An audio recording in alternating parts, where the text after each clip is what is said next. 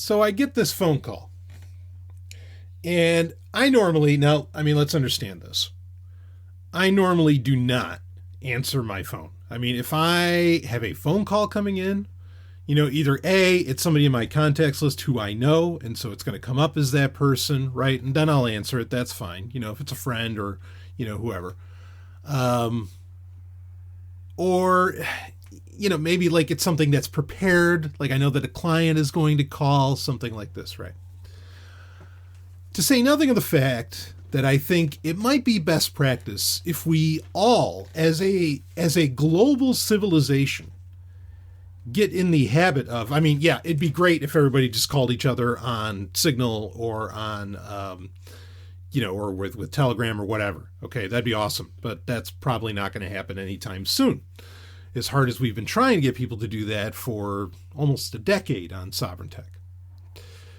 But it'd be great if people would at the very least say, hey, they text first, and be like, hey, can I give you a call? And then you know what it's about. And it creates a friction. And friction is often, not always, but often good for security, right? There's always a trade-off between security and convenience. And so as long as there's that friction, well, then a lot of these, spam callers and whatever else, it really impacts their business, or quote unquote business, if you want to call that business. They certainly make money off of what they're doing. That's for damn sure. So anyway, this 1-800 number keeps calling me and I'm like, I don't know what the fuck this is. There's no real reason for a 1-800 number to call me, but they were so persistent. I was finally like, you know what? Okay, I'll answer it. Now, again, often when I'm answering the phone, I know who's calling. And so, I'll answer it with, you've got Brian or whatever. But in this case, no, I'm not going to necessarily identify that as me because I don't know what the fuck it is. But, I answer the phone and automatically there is an automated voice coming over. And the automated voice starts saying, you have been, they don't even identify who the hell I am. But they just start saying that you have been the subject of some kind of Social Security, fraud. Not that I committed the fraud, but just that like it had been done using my Social Security number, whatever. And it goes on this big long spiel and basically says your Social Security number and your Social Security benefits and all this have been frozen.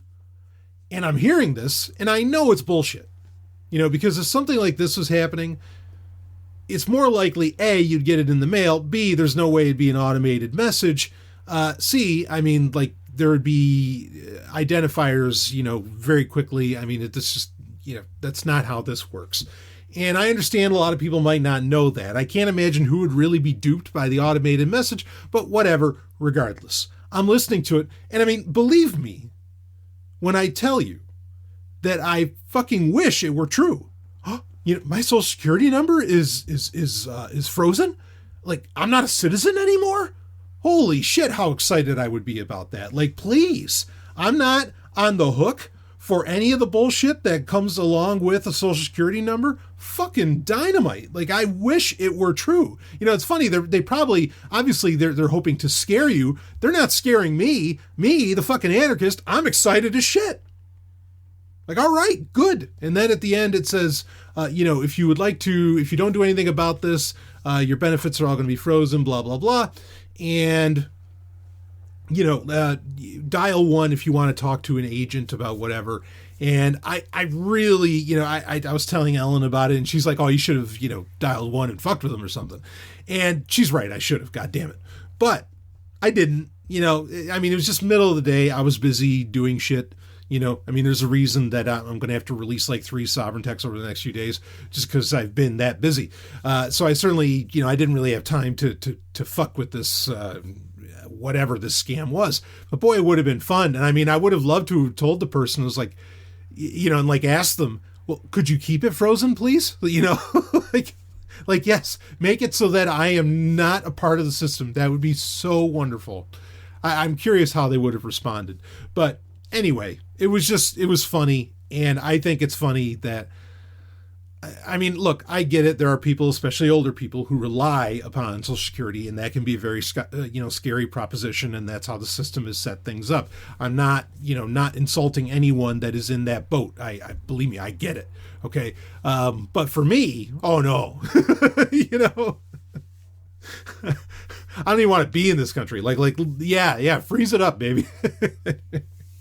Anyway, just a funny thing. It's just like, and I think I talked about those earlier this year, and I still get these emails over and over again where someone's trying to pretend that they're emailing from my own email address, like they have access to my account or something, and they're like, oh, I have video footage, or I have pictures from your computer or whatever, and I've seen the porn that you watch, or I saw you doing this and all this crap, and send us Bitcoin, or within 48 hours we're going to release it on the internet. Of course, my response is at all times, oh, please do, please show the world, show them how goddamn freaky I am. Like I have no problem with that at all, but it just goes to show, I mean, really how it's sad. I mean, the Social Security thing, like I said, there's people who really do need that, and who have, within the conventional terms of the infrastructure, or the infrastructure that we live in, and the civilization society that we live in, let's just say they've earned it. They've paid into it, whatever, and now they want to collect on it, and that's how they're retired. I mean, hey, again, I mean, yeah, I'm an anarchist, so, don't confuse what I'm saying there, but I'm just saying within the conventional, civilization, I get it. Okay. But, so much of this stuff is just used to scare, right?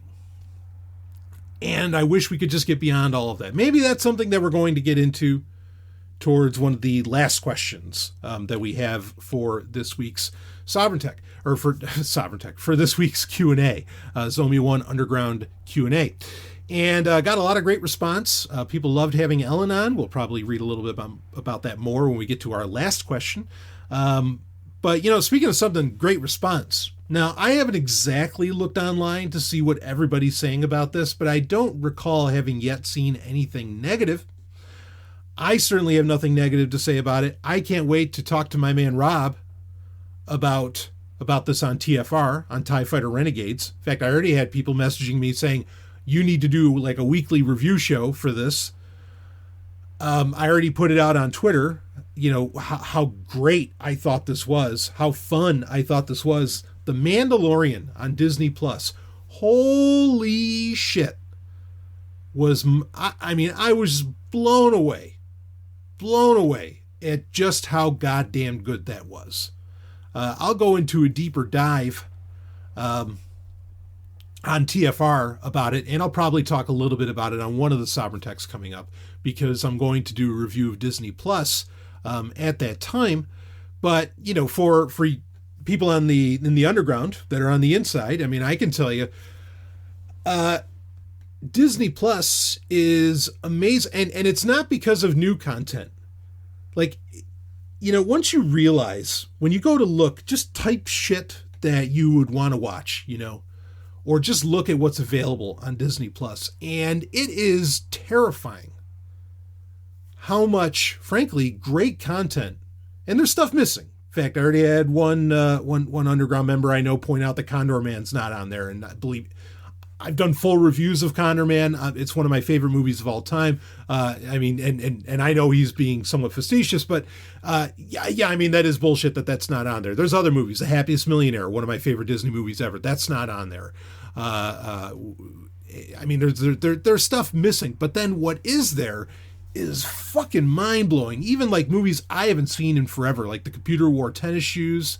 One of my favorite movies, Swiss Family Robinson. There's actually multiple versions of that on there, but I love, was it from 1960? The one?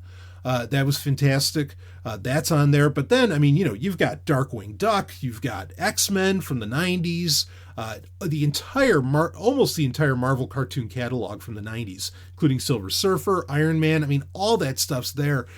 I mean, you are just, it's a joyride when you look at that. I mean, the amount of just content that you would want to watch, that there's no reason for it to ever disappear because Disney fucking owns it, right? It's not the problem that Netflix has, where Netflix doesn't, Netflix doesn't even, well, now they own the shit that they have, but Netflix makes, just about, they've made some of the best shows ever, no doubt, with Castlevania and Voltron. Legendary Defender, but then in the same breath, they make some of the worst shit ever and have, basically turned people into cultists, around their network. Disney, certainly calling Disney a cult, hello Mickey Mouse Club, isn't as far stretch at all either. But it's remarkable how much, content just from decades past is on there. I'll talk more about this. I want to do a more full review on Sovereign Tech of it. But I gotta admit, it's quite a deal. And especially when I feel so disillusioned with Star Trek right now, it's very appealing. It's great to fucking have great Star Wars again. New great Star Wars. And that's very appealing to me. But just everything, the Tron movies are on there, as well as Tron Uprising, which never actually got a home release of any kind, which is bullshit, but it never did. And it's there. I don't think everybody's fully explored yet everything in the classic Star Wars films that, everybody's talking about McClunky right now, where George Lucas made another edit to the Greedo Han Solo scene. There's an incredible wealth to explore there. Stuff that is absolutely timeless content. Timeless. Fuck Disney, as I say of many, mega corporations, but then at the same time, like, wow, is there a good time on there? I'll tell you what's missing, real quick. What's missing is, and I didn't realize this until recently, that Disney no longer owned this. Disney does not own Power Rangers anymore. And that, boy, if Power Rangers was on there, even just the 90 seasons, even if it's just MMPR or whatever, I don't think I'd ever, there's no other streaming service I would ever need, because everything I loved in the 90s would be just about right there. Gargoyles, everything. It's crazy. So Disney Plus, it's, the UI and everything's very lackluster, but the content is frankly second to none. And actually, I don't know if I remember to talk about this when I do a more full review.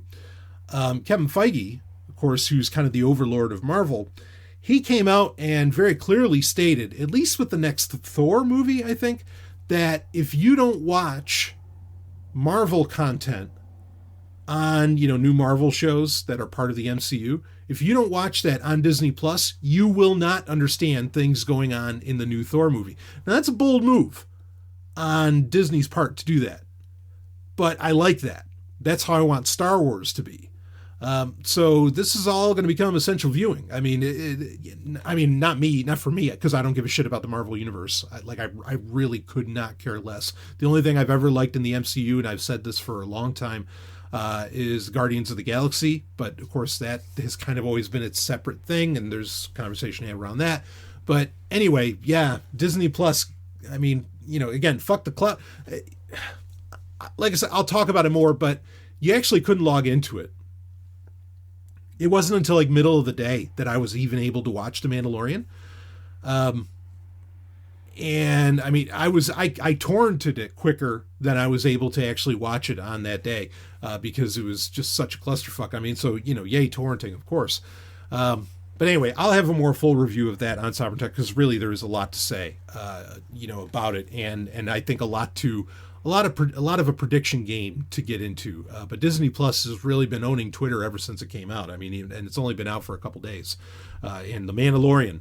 Yeah, 2 thumbs up, big time.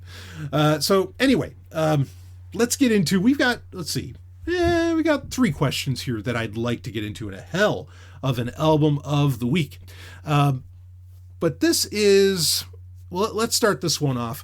Brian, I thought that you might find this interesting. This was sent into the email bbs@sovereigntech.com, and it was a YouTube link for a VPN ad.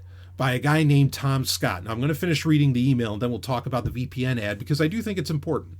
YouTube's only honest VPN advertisement from a popular YouTube personality. I'm glad to see a public call out like this from someone with a large megaphone to the masses. A short educational segment followed by a mock honest advertisement. Extremely simple, but the target audience are followers of educational YouTube channels. So again, this guy, Tom Scott, he is, I don't really know what he does, quite frankly. Like he has millions of YouTube followers. His videos, as far as I can see, they do very well. And he's not just some guy talking in front of a camera. He has an entire production team behind him who helps him co-write content. I watched a few of his other videos. I thought they were very well done. There's even a video where he's in, one of the planes that simulates 0G. So clearly, this is somebody who can put money and has connections, into doing a YouTube channel. So I understand why he has millions of followers, but I have no fucking clue who this Tom Scott guy is. But clearly an intelligent guy. I'll certainly give him that. So and I put a link in the show notes for the YouTube video. And in it, he clarifies the reality around VPNs in 2019. And it's an important thing for him to discuss. And he's basically saying how, look, everything that most of these, and look, ExpressVPN or NordVPN, which we're going to talk about more in a second. These VPN companies are, you see them plastered everywhere. It's like Skillshare and all these other advertisers, and not knocking advertisers for, independent voices. Okay, I have plenty as well. They're like, I'll watch something from Angry Video Game Nerd and there'll be an ExpressVPN ad on that won't be very honest. And that's kind of the point that Tom Scott's bringing up. Is that, again, these advertisements aren't honest because, and so they're everywhere. So, and the two most egregious that I've seen so far have really been ExpressVPN and NordVPN. And I've even heard these on podcasts as well, not just on YouTube. But the basic, what he's saying is that for these advertisers, for ExpressVPN, which understand, YouTubers, just like podcasters, I can tell you, as somebody who has a lot of sponsors and have had a lot of sponsors over the years, the thing I ask a new sponsor for or advertiser is, look, and most of them want to do live reads, not all. Some of them want me to do pre-recorded ads, and so I do pre-recorded ads for them. But the content I need or what I need from the advertiser is the same. You send me bullet points, I'll do the in-house advertisement production, or I will do the live reads based off of those bullet points, okay? And like this is true for Blue Chew, whoever, go down the list of, or Voltoro, and, they send me like 5-6 bullet points, and I just get those points across on the air, okay? And that's what you do.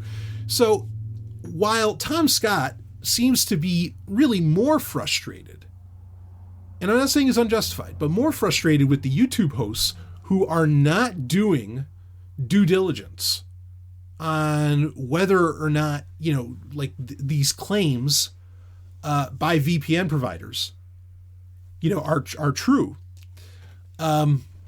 He seems more mad, at them. But I got to say, and he runs into it as well in his own video where he wanted to work with a honest VPN provider, and they ended up apparently having to do a back and forth, and the VPN provider wouldn't let him wouldn't agree to do his honest ad. But he goes ahead and records it anyway and just bleeps out whenever he mentions the VPN company. Anyway, like I said, the link is in the show notes, and you can. Now, you know what? Let's cut to the audio. Let's go ahead. Let's put it right into. I don't do this often. Let's cut to the audio of the ad, and you can hear it, and you'll get Tom Scott's point. So let's cut to that, and then I'll come back. Her achievements were never recognised in her lifetime. In 1942, penniless and forgotten, she died of polio. She couldn't protect herself from viruses, but you can protect your computer by using a VPN. Okay, look, I just want to say, I do not want to start drama with people who take sponsorships from VPN companies.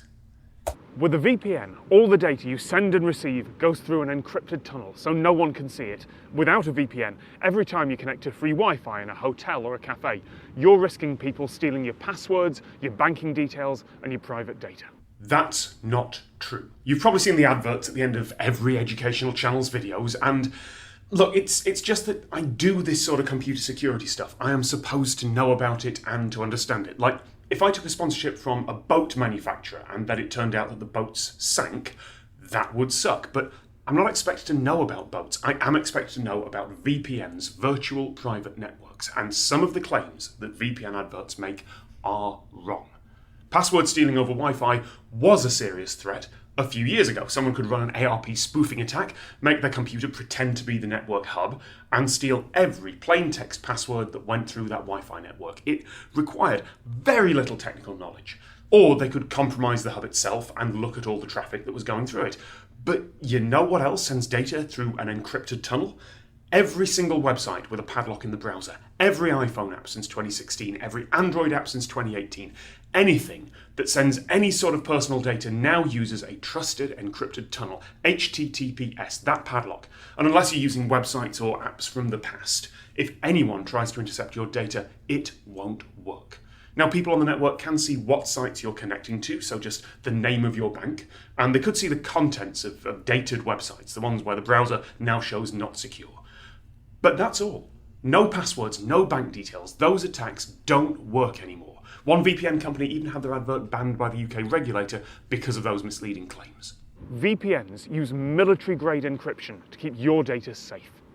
Military-grade encryption means AES, which is the same encryption that's baked into every web browser and app. You're using military-grade encryption to watch this video. The claim's not wrong, it's just not special either. Plus, a VPN stops your internet service provider spying on what you're doing online. Now, that is true, to an extent. Yes, without a VPN, your internet service provider, your ISP, can see what domain names you've been connecting to. There can be very good reasons to hide those.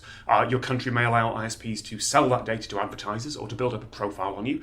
Maybe you are studying at a fundamentalist Christian college and you don't want university administrators knowing that you are questioning your faith or questioning your sexuality.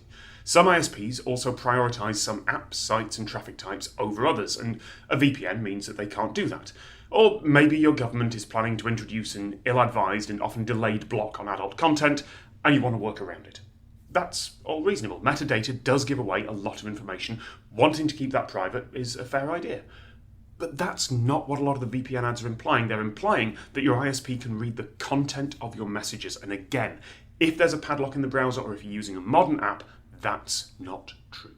And if you do use a VPN, all you're doing is changing who can see that metadata. Your ISP can't anymore, but the VPN company can, because at their end of the tunnel, they have to look at that metadata to work out where to send your traffic to. But maybe that's worth it for you. And besides, a good VPN doesn't keep any logs on who you're talking to. It is a brave move for a VPN not to keep any logs, given that if it's true, their service will inevitably be used for a lot of really awful illegal stuff. Some do claim that. Some have even brought in independent auditors to try and prove that they don't keep any logs, and you can't have 100% certainty of that, but they have got as close as you reasonably can. So yes, if you are planning an assassination and your priority is absolutely covering your tracks, then sure, I guess a VPN might be worth it. But to customers, a VPN that doesn't keep logs is indistinguishable from one that's been compromised by hackers or that's been given a little government black box that they don't understand but they have to plug into their systems and not tell anyone about. Or from a VPN where a single employee has been bribed and has started logging things for just a few accounts. To be clear, I do not think any of the VPN services are a front for the FBI or Russian mobsters or some state-sponsored, plausibly deniable intelligence operation. Genuinely, they are almost certainly not, and I do not want to scaremonger. Any company that was found to be logging stuff without permission would be bankrupt. Soon after, it would be a very, very bad business decision. And the enormous amount of money that VPN companies suddenly have probably comes from over-enthusiastic venture capital firms. Actually, almost certainly comes from them. But if you wanted to see what the most paranoid, security-conscious people are connecting to, and you wanted to install software on their systems that is designed to read all their network traffic and then redirect it to a single choke point, then setting up a VPN service with a huge advertising budget would be a great way to do it. And if you use a VPN, you can connect to streaming services around the world as if you were in those countries. And that's the real reason a lot of people use VPNs. Are you going to China or somewhere else that blocks off access to a lot of websites? That's a fair reason. Do you want to watch another country's streaming content or download just enormous amounts of BitTorrents without being tracked? those are valid uses of VPNs, even if they are legally questionable. It's just that great for pirating stuff and getting around the law is the sort of marketing that gets a company in trouble, and we stop bad people stealing your passwords is the sort of marketing that scares people into buying something that they might not need. So, with that in mind, I wrote a more honest advert for VPN services, and I found a company that was willing to sponsor the video. Unfortunately, they kept asking for changes, and we disagreed on those, so at the last minute, I have had to blank their name out. Do you want to hide your sexuality from your college administrators? Do you want to download huge amounts of pirated content with an extremely low, but not zero risk of being found out? Are you planning an assassination and want to hide your tracks? Then you need VPN, the best choice for gay people, pirates, assassins, and gay pirate assassins. VPN is a tool that can be used both for good and evil, and it's extremely unlikely to be a front for the FBI. But you should know, unless you're being personally targeted by well-funded hackers using exploits that the world doesn't know about yet, it doesn't make your passwords and financial data any more safe. They're already pretty safe. And if you are being targeted by hackers like that, you have bigger problems. But if you want to hide your identity, pretend you're in another country, or make sure your connection is secure as you work out the lethal doses of particular chemicals, then go to .com/honest for... That was a lot of money left on the table. A lot of money. Yeah, see, I still think you get the point, even though you don't have the video. You can go watch the video, but you still get the point of what he's saying throughout this whole thing. Now, Tom Scott, let me just say this. He's totally accurate in what he's saying. Okay, but, yeah, and he kind of mentions this, but to be clear, you know, these YouTubers, they get, like I was saying before we cut to the audio, that they get, you know, bullet points of what they have to say. And obviously, you know, these VPN providers are also, you know, making these claims, ones that he debunked, right? About how, okay, no, it's not. Yes, it is kind of protecting what websites you go to from your ISP, but it's not like this condom for the internet anymore, blah, blah, blah, blah, blah. And that really the only thing it's good for is, and this is true, is that it, you know, it hides your torrent activity, your, you know, and would be good for activists and journalists and you know, and so on. Okay. And that's all totally, I think he's right on with that. And I think that, like, I have no problem with what he's saying, and I'm glad that that's getting that out there. What I think might be a little more interesting, I want to talk about NordVPN in a second. Okay. Even though he was probably mainly referencing ExpressVPN, maybe he was also talking about NordVPN. I want to talk about that. But a major problem here, okay, to bring up, is that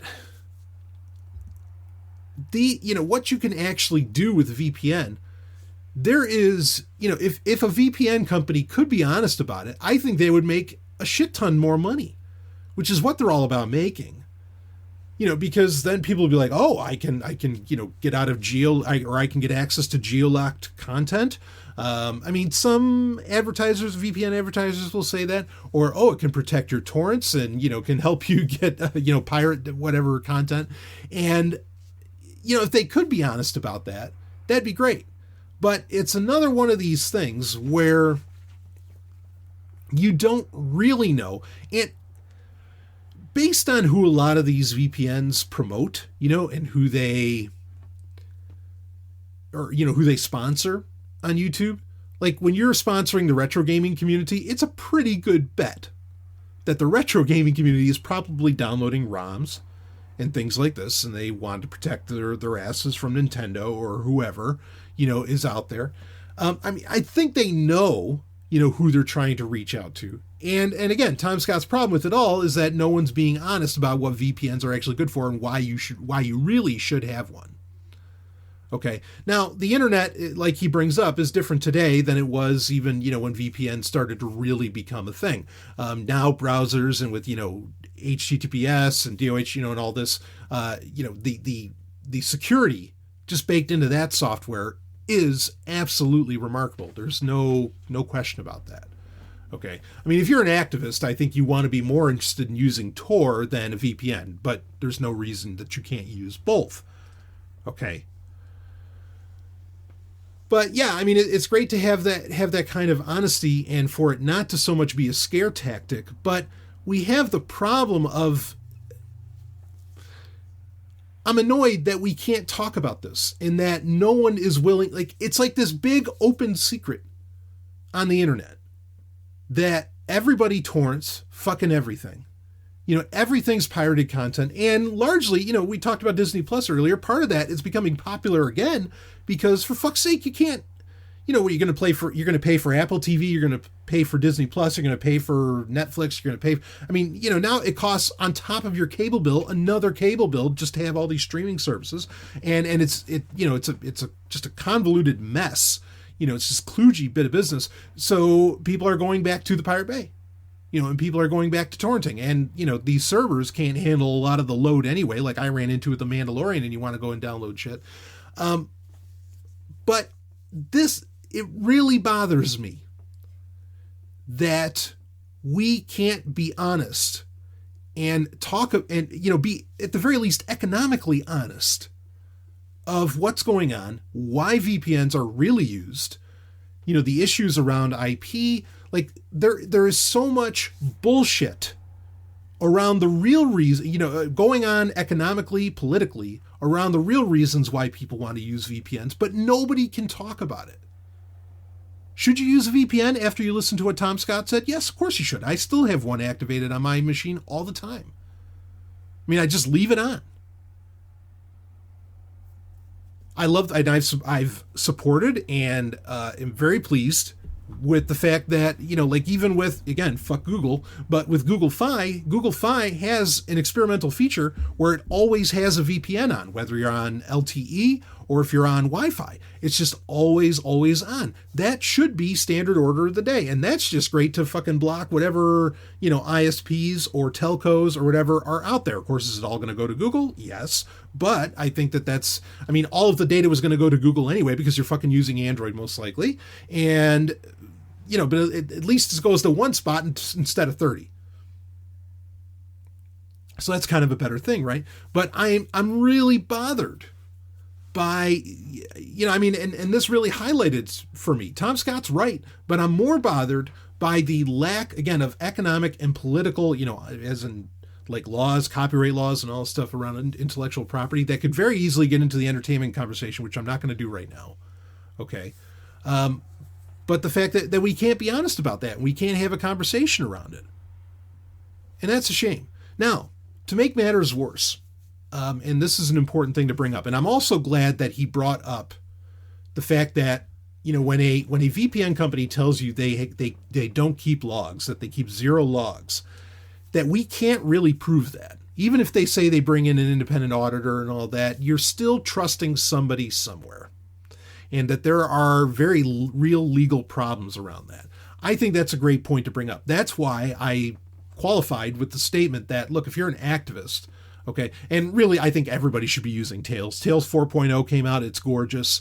Everybody should be using Tails, but, that's my dream world. And while I do get to live in some parts of my dream world, I don't get to live in all of them, just yet. And then I don't think the dream world will ever be, where everything's Tor, or frankly, where everything's back to, all client side and sneakernet. But a man can dream, can he not? But that's why I said you want to be more concerned about using Tor than necessarily a VPN. But now NordVPN, this is in October, okay, just last month, 2019. This got sent to me by a great Sovereign Tech listener. NordVPN revealed that they were that there was a data leak, and they were quote unquote hacked in March of 2018. Again, this was reported by TechCrunch in October 2019, but it happened in March 2018. The problems here, okay, so, and you could say, well, yeah, I hope that they keep 0 logs, and that speaks to the idea of data minimization, right? Which is, for companies, a good idea to engage in. That way you're not on the hook for all that data, okay? I put the link in the show notes to read the story. It's just, the thing is, this isn't only true of VPNs, but with VPN companies, they really are collecting a lot of data about you. Okay. And it's all going to them. Hopefully they don't keep the logs. I still recommend private internet access if you're going to ask me. That I still stand by that. There have been other VPN hacks that have occurred over the past year. Okay. But the big problem here is that this stuff is probably very commonplace, happening a lot, and we don't find out about it until a year later. And this happens with, again, every cloud technology, every server technology. Google got hacked. Remember that? And Google Plus did, and they didn't talk about it until 6-8 months later or whatever. Then they finally revealed it. Now, I understand sometimes why you keep quiet about these things for a little while, but then at the same breath, people need to know about this, especially like with the VPN company. And the reason I share all this is to suggest to you that you need to be client side, meaning on your computer, on your smartphone, tablet, whatever the fuck you're using. You need to be engaging in absolute best practices, paranoid best practices. Don't count on the VPN to cover up your shit. Don't count on, Tor, a little bit of a different story, but even that, sometimes you wonder, okay? You need to be engaging in very paranoid best practices in what you're doing because, years ago, I covered a story that basically said everything is fucked, and on the internet. And I think that that's true. As soon as you type it out, unless you're on some kind of air gap machine, and I know even then people want to bring up, that the microphones are talking to each other, right? Yeah, everything is broken. Everything's broken. Okay? Keep that in mind. If you think that what you're doing is some life on the line, I don't know, maybe anti-gov or anti-authoritarianism shit, whatever, you do what you got to do. Okay? Don't trust this shit. We've learned that lesson over the past few years. Okay? Sovereign Tech used to be a very just consumer-friendly show. That changed after Edward Snowden revealed his shit. So, anyway, that audio was great. I thought that was a really interesting thing, all of that to bring up and the reality around the situation that VPNs, I'm not saying don't use a VPN, but understand that it's not just, okay, I turn on a VPN and I'm fine. No, be using the right chat software that's encrypted. Be using the right operating system. There's so many things to do client side on your computer. And then, go ahead, use Tor, use a VPN and all that, but you got to bat the hatches on your machine first, before you're even connecting to the internet, quite frankly. So keep that in mind. And if you want, suggestions on how to do that, if you have specific use cases, go ahead and, ask me. And maybe we'll cover it on a Q&A or on a, maybe on a Sovereign Tech Prime episode. So, okay, let's get into another question here. And, speaking of the right operating system, I actually got a message on Telegram from a great listener, and it was, pretty interesting notes, or the link was to the Linux Foundation's donation page. Okay. Now, there is a notes section there that is pretty interesting, and he brings it up. He says, pretty interesting notes section. Someone said something like, Microsoft and big tech couldn't kill off the open source movement, but gender studies just might. Oh boy. Then he says, is this the opportunity BSD has been waiting for? Wink face. Imagine the mantra. This is the year of desktop BSD for years to come. So, okay. Now, part of the issue here, there's two things in play. One is, of course, Microsoft, as we've talked about, is like a platinum donor to the Linux Foundation. And so a lot of people have thought, Microsoft has undue influence on the Linux Foundation, blah, blah, blah. Open source. Folks, you got to understand this. The thing is that paywalls are getting created that this becomes a problem, but the statement that we made on Sovereign Tech in episode 200 years ago is still true. Open source has won. Okay, open source Linux has already won. All of these things, no matter what Microsoft does, no matter what any company does, Linux is here to stay. The world is going to run on it, and frankly, that is only, ultimately only a good thing. The thing is there's going to be a lot of strategies, a lot of implementations of things to keep software that is meant to be free from being free, right? So that, that's the situation there. And so, the idea that, Microsoft, can't kill Linux, nothing can kill Linux. Okay. I agree with that. But then the idea that, so here's the second part of this, and that is all of your donations to the Linux Foundation now 100% go to funding diversity programs. In fact, I could pull up let's pull it up here. Yeah, notes. 100% of donations received go towards funding diversity programs. And that's where I guess the comment and some of the stuff within the within the note section, that's where there's a lot of the, well, gender studies are going to kill it. Oh, diversity, we don't need diversity, and all this kind of crap. All right, look. Do I have a problem with diversity programs? No, not really. I frankly don't really care.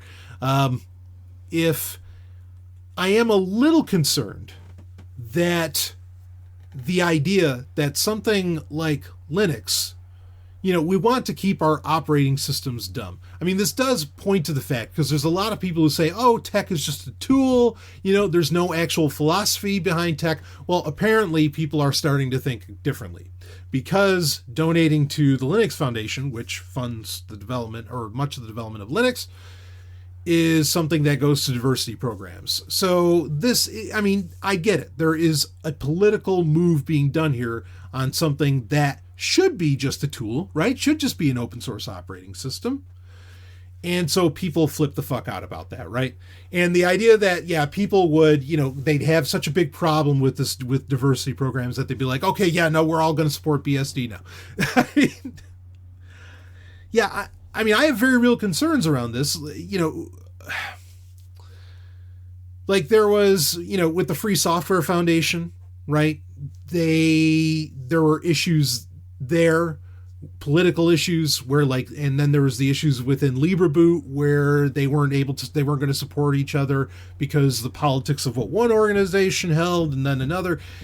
And this speaks to something this is something I wish existed for Windows, and a lot of people talk about. A lot of people wish that the, whatever search engine was actually the best for the internet, that it worked this way. Everybody wants effectively a monastic order to run these things, right? Now, ironically, with BSD, this is an important point to bring up. First off, I would love to, I know it's in jest, and I know the listener said this in jest, but it would actually be kind of fun to be the show that's leading the charge for everybody to use, BSD on desktop, right? And most likely people would use FreeBSD. Now you have OpenBSD, which I have made no secret, is my favorite operating system.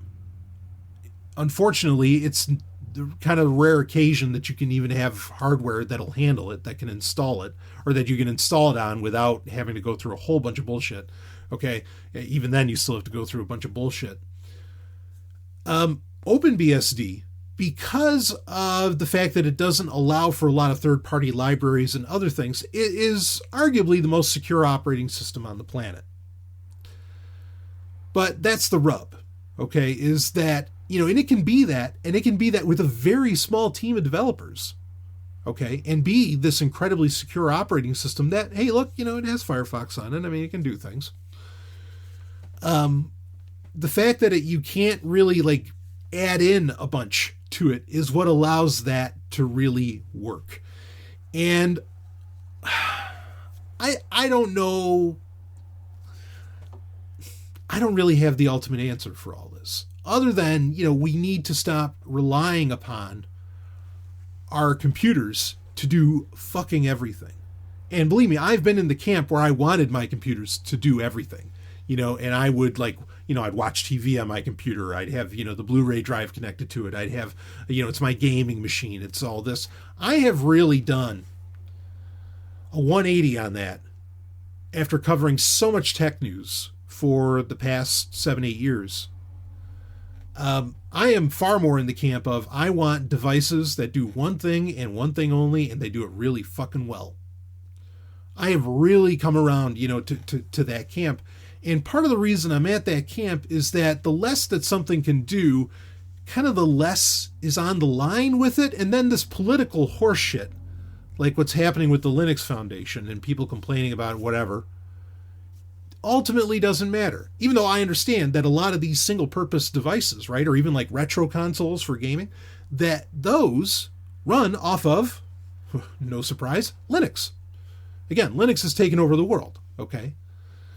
So none of this is to say stop using Linux. I'm not suggesting that for a second. I think a lot of Linux development, open source, the open source movement in general, is pointing at a different way that economically, politically, things can function.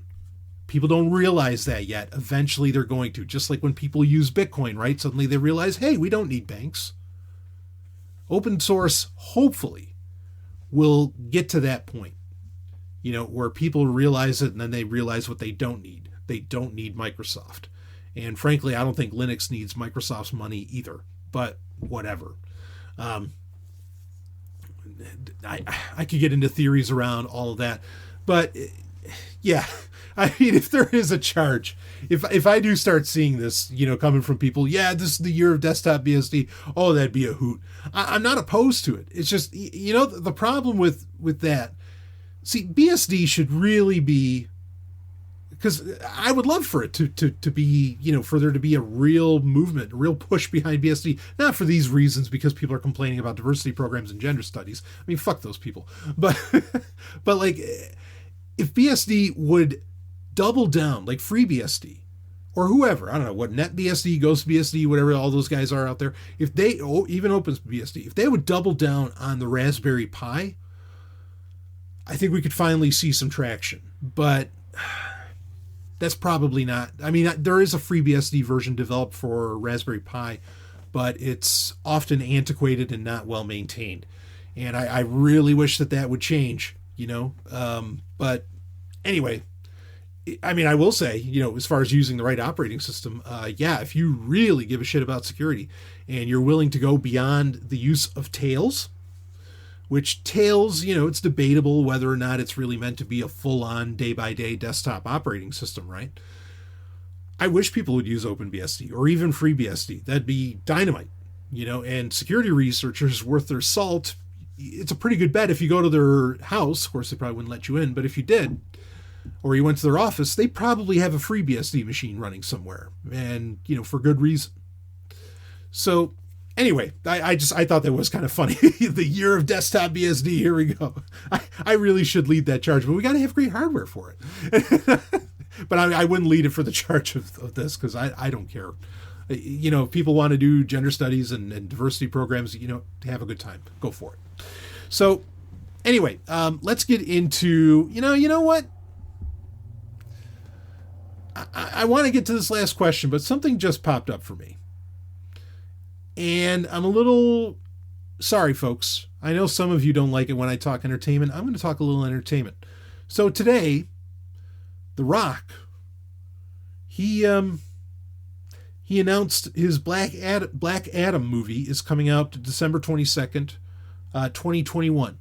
So we got a couple of years yet on that. Now, for those that don't know, Black Adam is, and actually originally it is the Black Adam, not just Black Adam, is a character from the DC universe, particularly part of the Captain Marvel family, who most people know as Shazam, and now the character is officially named Shazam, but originally he was Captain Marvel. Of course, Billy Batson yells out Shazam, and he turns into Captain Marvel. Captain Marvel would create an entire Marvel family, right? You have Mary Marvel and so on. Very, very popular comic book character for a very long time, and for very good reasons. And in fact, there was the Shazam movie that, as I understand it, did fairly well, did fairly good numbers in theaters.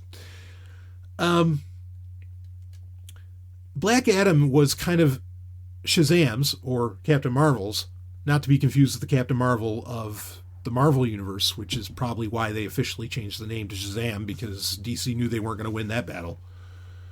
As far as who's going to be more popular.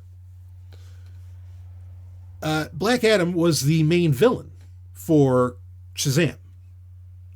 And I guess in the movie there were some hints of it, whatever. Okay, fine. I I think it's like I'm actually a fan of the Marvel family, not Marvel Universe. The Marvel, as in Shazam, Mary Marvel, and so on. I think that they have really epic stories. And Captain Marvel, or Shazam, I'll call him Shazam from now on, was always this character, kind of like Valor, or what's his name, Mon-El, where he was this character in comic books that you could count on. That if somebody had to, like, give Superman a serious run for his money, but had the historicity where everybody kind of knew about this character and was like, oh shit, business just picked up, as JR would say, right? You counted on Shazam, like, to show up and shit was going to get serious, or could get serious. Even though Shazam hadn't had like his own comic line for a while. Black Adam, kind of in a similar vein, somebody who could take on Superman even. Black Adam is this like Egyptian magician character who more or less becomes like a god. And of course that's where Shazam's powers come from as well, as, this ancient Egyptian magic. It's a really cool concept. It's part of the reason that I was always, that I always really liked, the Marvel family. Again, it's the Marvel family, and that's what they used to call it, folks. And to show you how little I care about this shit now, I didn't even see the new Shazam movie. If I did, I completely forgot about it, but I haven't. So we knew for a while, it's been in the works for a few years, that The Rock was going to end up playing Black Adam. So The Rock announces today, again, and today is, we're in November 2019 here. And he goes on, he's talking about it here. This just came up. He's talking about, the greatest superhero of all time was Superman, and I read that all the time. But I found out that I can't be Superman. And he says the reason he could never play Superman, or he could never be, as much as he fantasized about being Superman, the reason he couldn't be, this is in The Rock's own words, is I never could. Superman was the hero I could never be. I was too rebellious, too rambunctious, too resistant to convention and authority. Oh, too resistant to authority, are you, Rock? What's that Veterans Day line you just released again for Under Armour? I don't know anything more authoritarian than the fucking army.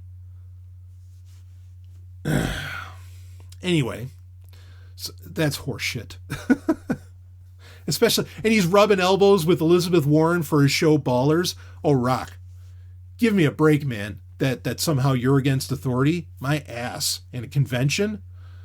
Anyway, and he going on, he says, despite my troubles, I was still a good kid with a good heart. I just like to do things my way. Now, years later, as a man with the same DNA I had as a kid, my superhero dreams have come true. I'm honored to join the iconic DC universe, and it's a true pleasure to become Black Adam. Black Adam is blessed by magic with the powers equal to Superman, but the difference is he doesn't toe the mark or walk the line. He's a rebellious, one-of-a-kind, key word here coming up, he's a rebellious, one-of-a-kind superhero. Who and anybody who knows anything about comic, or knows like a little bit more than the average person about comic books, you know how much horseshit just got spewed upon you. And because here's after superhero, who will always do what's right for the people, but he does it his way. Truth and justice, the Black Adam way. What? In case you missed what I said earlier, Black Adam was Captain Marvel's arch nemesis, his primary villain. He was used as a villain against Superman, because, that's the one part where Rock's right, that, he has powers somewhat equitable, or, that they equal to some degree Superman. Black Adam is a villain. He has always been a villain. He even, and I thought this was one of the sexiest comic book stories in recent memory, he even debased and converted and corrupted Mary Marvel, right? Maybe some of you have seen this around. Cosplayers went nuts with it too, where Mary Marvel, who normally wears this white, very tight superhero outfit, her costume, and she has the little white mini skirt and all this. Instead, she switched it and it was all black leather. Oh, it's fucking hot as hell. Go ahead, look it up. Type in Mary Marvel, evil, in an image search, and you're going to see what I'm talking about. Sexy as shit. Black Adam did that to her, you understand. Converted her to evil. Black Adam doesn't do shit for the goddamn people. Are you kidding me? He does shit for himself. That's what made him so cool. Rock. Yeah, I mean, look, I've been a fan of this guy for a long time. I don't mean Black Adam. I mean that too, but The Rock. This guy's just pissing me off right and left. And like, because he's so transparent with his horseshit marketing. This is so insulting. And it's not just The Rock, but also the fact that, again, you're getting, and I said that I would never talk about this sort of thing again, but this is just so egregious. I mean, the idea that the movie universe or the live action universes of these characters from comic books who have histories that go back decades, that they don't care about that history. Okay. And that, there's no fidelity getting paid. And they're really, the studio is just, they're not selling comic books to you. They are selling big name actors, right? They don't care about making a great movie. They don't care about comic book history. They don't care about comic books. They just wanted something that they could put The Rock in.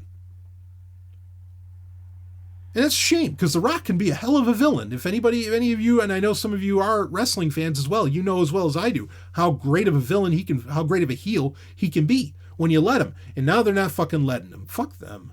Fuck him too. Seriously, fuck you, Rock. Like, this is pure bullshit.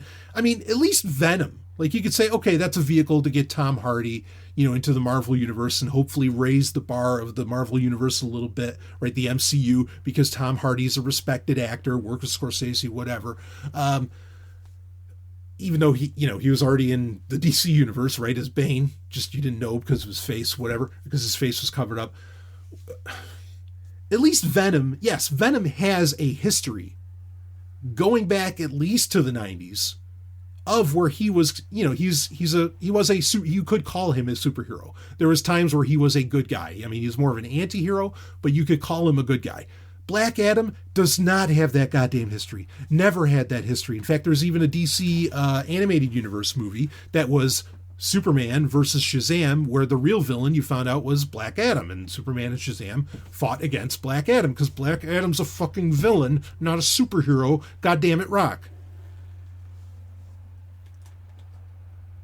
There is no care for art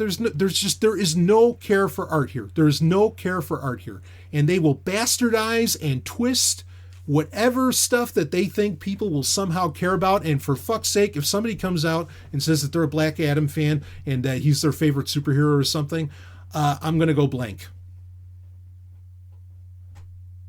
And I don't know, just give me a straitjacket or something, because stop fucking with my shit.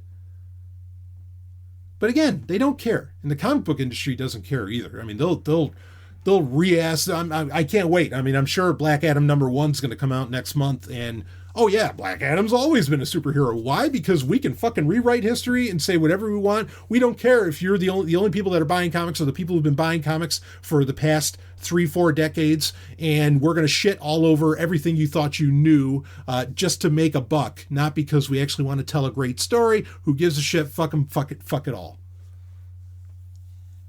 Such horseshit. Such horseshit.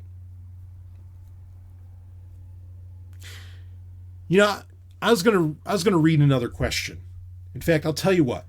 Okay, because we got on this sidetrack, I'm gonna read you the question, but I'm gonna tease you here. Okay, if we have to wait till 2021 to get The Rock in the DC universe playing Black Adam, fuck that. Okay, I'm going to tease you, and I am going to lead off next week's show with this question. If you want to add on to this question, you can email me and I will make it an entire show around this, because I think it's a big enough subject to do so. So here we go. I'm going to read you the question.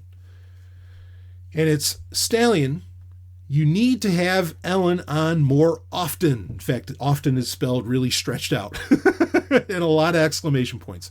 Ellen would love to be on more often. She's already told me as much. And again, our schedules are just crazy. And yes, I would have Ellen on every show, quite frankly. She's brilliant.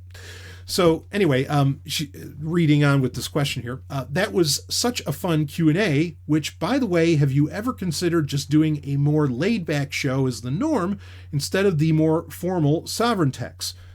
Now, I'll answer that part. How about that? Because that's kind of a separate question to the rest. I will answer that, but I'm going to finish reading the question for the tease.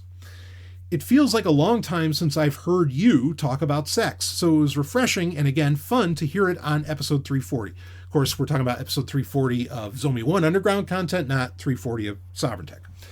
And just to hear you talk more about it, I have a question for you, Savzu. My partner and I are kinky, very kinky, BDSM kinky. I seem to remember you being very hard on, okay, I get it. It says, I seem to remember you being very hard on, they actually wrote out, okay. Get it, hard on. I seem to remember you being very hard on BDSM in the past, and I know you've called yourself a feminist in the past. And to my shock, I came across an entire blog that is feminist and anti-BDSM. Do you agree with these points? And they put the link in the show notes for it. I could leave that in if you want, and then we'll cover it next week. Well, you can't respond to me if you want it, but I'm going to leave it in for you to look at if you want to and ask questions about it ahead of time. That's fine. Again, I don't call myself a feminist. I say feminist ally, right? Because anyway, those who are into those circles, you know why that. Reading on, I find the idea that it reinforces authoritarianism to be pretty stupid. I never feel more free than when I'm engaging in play. What say you, Master Sovereign? And again, please, they stretch that out again. Again, please have Ellen on more. Yes, we will. Don't worry. Absolutely. She's the best. So, okay, I am going to answer.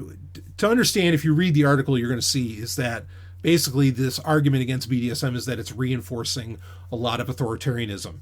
I will answer all of that. I will open up next week's Q&A, which should come out on Wednesday. I will open it up talking about all of that. So you've got a tease. But the part of this question that I do want to respond to is, have I ever considered just doing a more laid-back show as the norm instead of the more formal Sovereign Tech? You're not the first person to ask that or to suggest that, where basically I would just do Sovereign Tech where I just turn on the mic and I just start talking. Now, let's be clear here. Yes, I'm completely capable of doing that. I really always do. I mean, for fuck's sake, I just stopped in the middle of this and read, a quasi Instagram post that The Rock put out there and gave you a whole diatribe around that. So yes, I can talk about anything, anytime, and I always have plenty to say. And sure. Okay. So, but as far as, I don't think a laid back show would get, I'll just call it. I don't think that that's the kind of thing that would necessarily get sponsors. And I really don't have it in my schedule to add on another show right now to where it could just be that laid back show. So that's basically going to have to be the Q&A for now. In the future, could it be, I've had plans in the past where it's, people sitting on a couch and talking about whatever, and that would be a lot of fun. I'm not opposed to that. But I don't think that the goals that I have for Zomia One overall and for Sovereign Tech, ultimately I want it to go.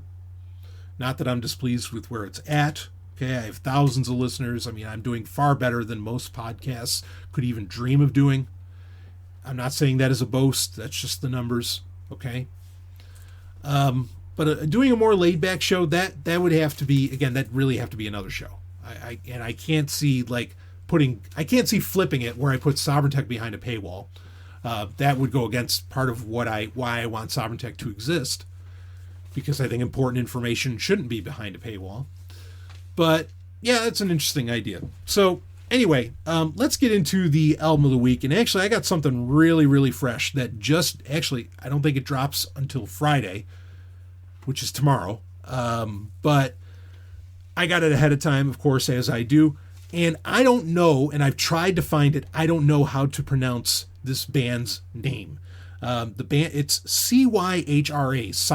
Cyhra? I don't know. But it's Cyhra. Now, the only reason I even gave this a glimpse First off is I saw some tour was coming up and that name was on there, and so I thought that was interesting. So when I saw the album come up for availability, we'll just say it that way, use your VPN, I recognized the name, and I was like, oh, that's interesting. And then, I looked at a little bit of the notes, and come to find out this is a band formed by Jake E.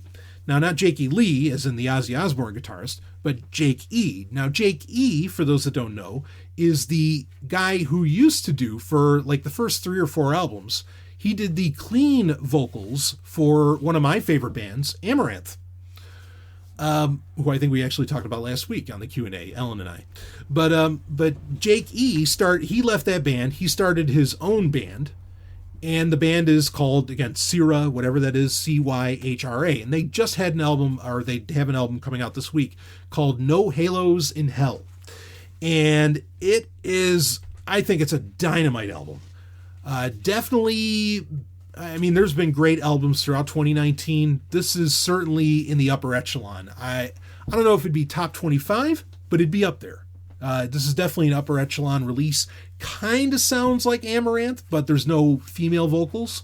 And I think that's one of Amaranth's real strengths. There's not as much dance beat in this. It's a little more straight to head. It's a little more like older Amaranth, which maybe that's why Jake E. left, because he didn't like the direction that the music was going. But regardless, I'm glad that this exists. This very much reminds me of the same scenario that we've had for the past couple of years, where the guitarist for Battle Beast, another one of my favorite bands, where he left and started his own band called Beast in Black. And of course, we know, speaking of great music in 2019, From Hell with Love is literally the best album of 2019. In fact, it might be the best album of the fucking decade, if I can call that in 2020. Ellen, would you say From Hell with Love is the best album of the decade? Decade's not over yet. Decade's not over, but it's close. So far, yeah. I mean, that's how great From Hell with Love by Beast in Black is. Thank you. So this is another one of those scenarios. Also, it's similar to like where Queensryche, where Jeff Tate left Queensryche, and then he formed the band Operation Mindcrime, which I thought the trilogy of albums that Operation Mindcrime put out, certainly the first one, were really solid. So it's almost like you get 2 bands for the price of 1. Or, did I get that right? Anyway, you get 2 bands out of this, and you get more music out of this from these tremendous artists. So this album, I give, some of my highest marks. Again, it's not as great as an Amaranth album, but it's fucking up there. It's very, very solid. So I hope that this band is around for a while. Again, it's Cyhra, Cyhra. Again, I don't know if that's how it's pronounced, and the album is No Halos in Hell. The title track is a very strong track. I thought Out of My Life, which is the opening track, was really, really solid. There's not a bad track here. There's a couple points where it slows down, does some ballads, but it's a lot of fun. I really, really love this album. So check it out. No Halos in Hell. I think if you like Amaranth or even Battle Beast and Beast in Black, I think you're in for a real treat with this album. And Jake E. is a genuinely, his clean vocals are really solid. Not that I've really missed him from Amaranth albums since he's been gone, but I'm glad that he's off doing, he's still in the game, and he's really doing a very similar sound that I couldn't be happier. So again, No Halos in Hell. Check it out. We'll wrap this baby up, and I will see all of you on the other side, and get ready for, as usual, a ton of audio content at once. It's coming for you, baby. I'll see you on the other side.